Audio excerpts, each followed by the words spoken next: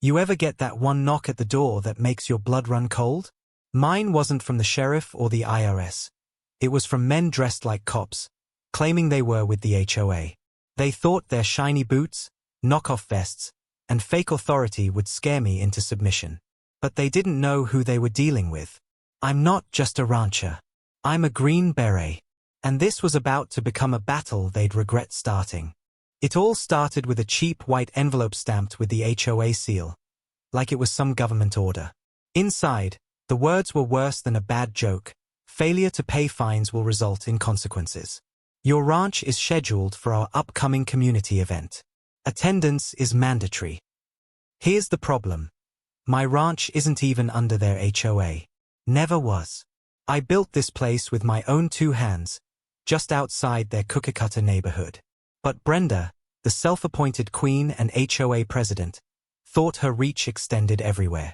It wasn't her first stunt, either. Weeks earlier, I caught her people hauling away half a dozen of my chickens. When I confronted her, she said, they were too noisy. We repurposed them for a neighborhood cookout. Consider it community service. That wasn't just arrogance. That was trespassing. I tried brushing it off, thinking maybe she'd finally back down.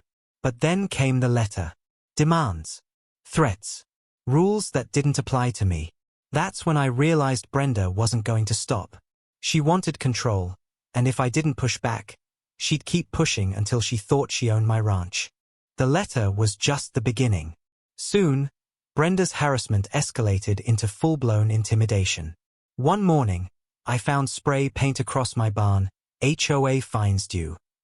Another day, my feed bags were slashed open, grain scattered across the dirt. Every act was designed to send a message: comply, or we'll make your life miserable.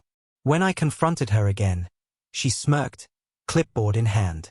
The HOA owns this community. You're part of it whether you like it or not.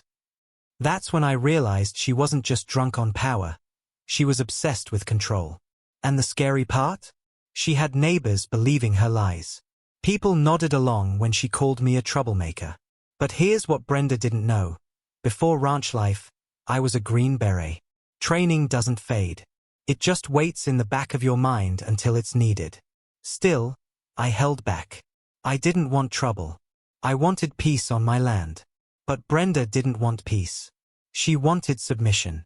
And one hot afternoon, as I patched a fence line, I saw a black SUV roll down my gravel road. Out stepped 4 men in tactical vests stamped with bold white letters, HOA Cop. They strutted like they owned the place. Mirrored sunglasses, heavy boots, cheap radios clipped to their vests. But something was off. No badges. No real authority. Just Brenda's hired muscle pretending to be cops. The loudest one stepped forward, voice dripping with arrogance. This is a warning. Your refusal to pay HOA fines is noted. The HOA owns this land now. Cooperate, or things get worse. I leaned on my fence post and gave him a long stare. This ranch isn't under your HOA, son. You're trespassing. That only made him grin. He pulled a crowbar from the SUV, marched over to my mailbox, and with one heavy swing, smashed it clean off its post. The others laughed, snapping pictures like they'd just scored a victory. He tossed the bent metal into the dirt. Example, he said flatly. Next time, it won't just be the mailbox.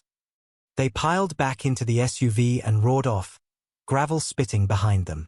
I stood there, fists clenched, staring at the wreckage. That's when it hit me.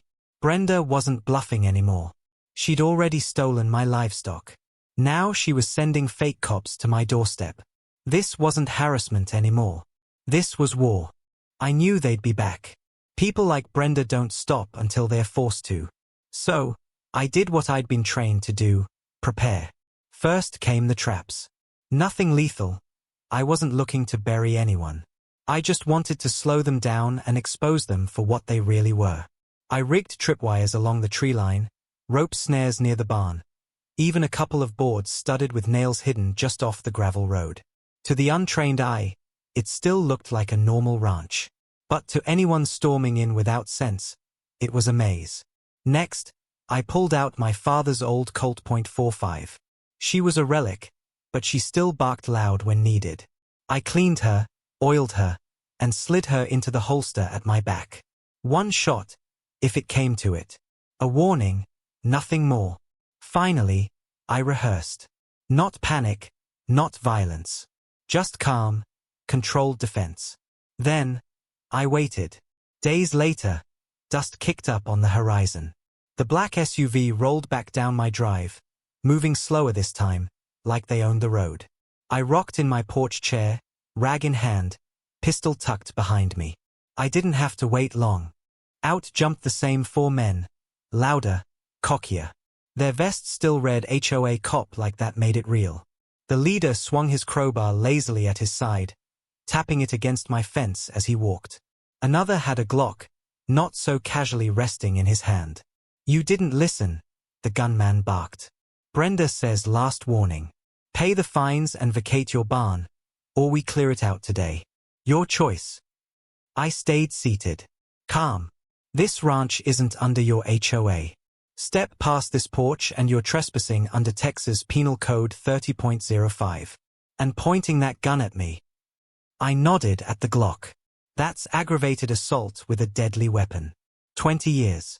Easy." They smirked. One spat. "Save the lecture, old man. We're not here for law class. We're here to make an example." They spread out, boots crunching gravel, circling like wolves. The guy with the crowbar swung it onto my porch railing with a crash, splintering wood. That sound, cocky laughter, wood snapping, was all I needed. I stood, voice cold as steel. "Son, I've been through worse than this in deserts and jungles you can't even pronounce. You picked the wrong ranch." The crowbar came down again, but this time I was ready. I sidestepped, caught the metal midswing, and wrenched it free with a twist of my wrist. My boot slammed into his ribs, sending him sprawling into the dirt. The gunman flinched, finger tightening on the trigger. My Colt was already in my hand. One crack split the air, the round hitting dirt 6 inches from his boot. The sound echoed off the barn, birds scattering into the sky. His hand shook. Before he could recover, I brought the crowbar down across his wrist. The Glock clattered into the gravel. The other 2 rushed me. Wrong move. One hit my tripwire, face first into the dirt, yelping. The last one stepped right into my nailboard, his scream carrying down the road as he stumbled back, bleeding through his boot. For wannabe cops, rolling in the dust like kids who'd picked a fight they couldn't finish. And then I heard it, the real sirens. Red and blue lights flashed across the gravel road. 2 sheriff's cruisers barreled down the drive. The fake cops froze, pale as sheets. And when Sheriff Daniels stepped out, grinning at me, I knew the game was over. Sheriff Daniels and I went way back, brothers in arms overseas. He took one look at the scene, then at me, and laughed. "Figures you'd turn a fake raid into boot camp." The fake cops were cuffed on the spot. Their charges stacked up fast, impersonating an officer, aggravated assault, trespassing, destruction of property. Each one meant years behind bars. Then came Brenda's turn. I handed Daniels the HOA letters, the fake fines, the videos of her hired muscle smashing my mailbox. That was all he needed. Brenda was hit with conspiracy, fraud, harassment, and criminal mischief. The county didn't just fine her. They dissolved her entire HOA charter. Every fake fee, every violation, wiped out overnight. And Brenda? She was banned from ever holding an HOA position again. When the gavel fell, her clipboard snapped in half right there on the courthouse steps. As for me, I rebuilt my mailbox stronger than ever, painted it red, white, and blue. That night, Daniels and I shared a beer on the porch, watching the sunset. "They thought they could break me," I said. Daniels chuckled. "They forgot who they were dealing with. Because this isn't just land. It's my home, and I'll defend it. Always."